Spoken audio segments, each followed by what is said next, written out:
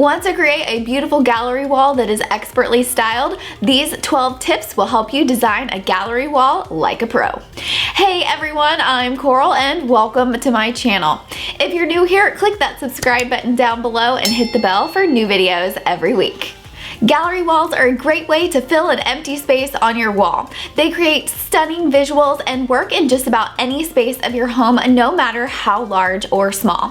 Follow these 12 tips to create a beautiful and gorgeous gallery wall in your home.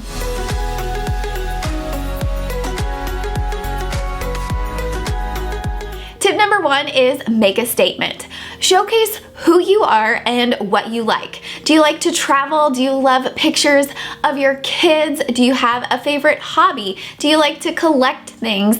Or do you want to display your favorite quotes and sayings? Find pieces that you love and you want to display in order to add character to your wall.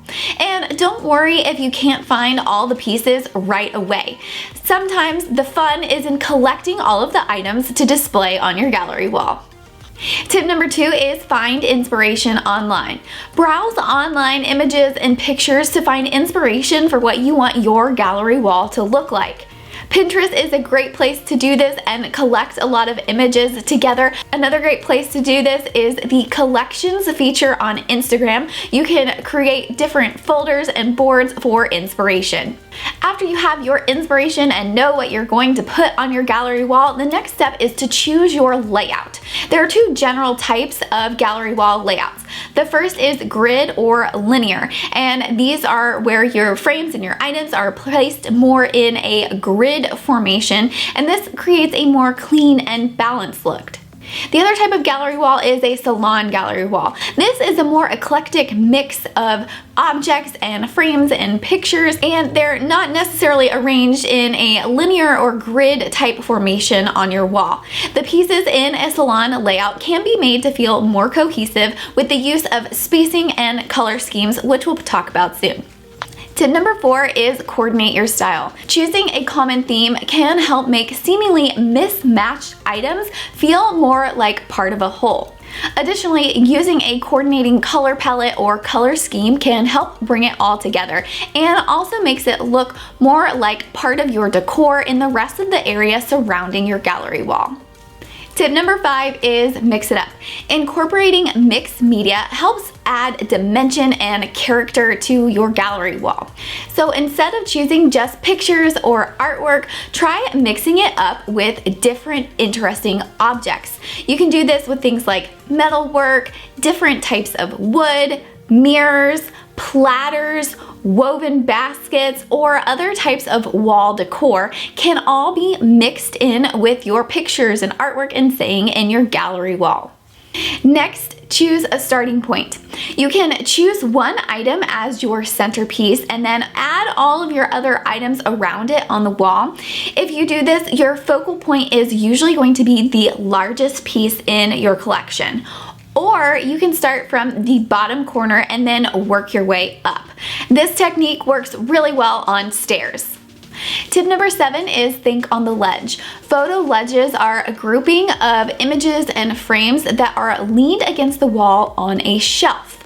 These are really great because they offer a lot of flexibility because you can easily mix and match and move things around on the shelf. Tip number 8 is go big. If you don't have a large collection of items that you can use to create a gallery wall, you can do a similar thing with a photo series. Photo series have a common theme or background or are a continuation of multiple images that you can put on the wall in order to create a gallery wall. If you don't have a series of photos that you can use for this, another way of creating the same effect is take one image and crop it into multiple different images and then have them blown up for the wall. Tip number 9 is the frame matters too. While all of the different objects and the themes and the color scheme that you put into your gallery wall matters, the frame is something that also matters too and can be easily forgotten. They are just as important as creating a cohesive look as all of the pieces in your collection. Now, this doesn't mean that you need to go out and spend a ton of money on your frames. You can easily find lots of different frames at discount home decor decor stores. You can use what you have lying around your house or find some at discount or Goodwill stores.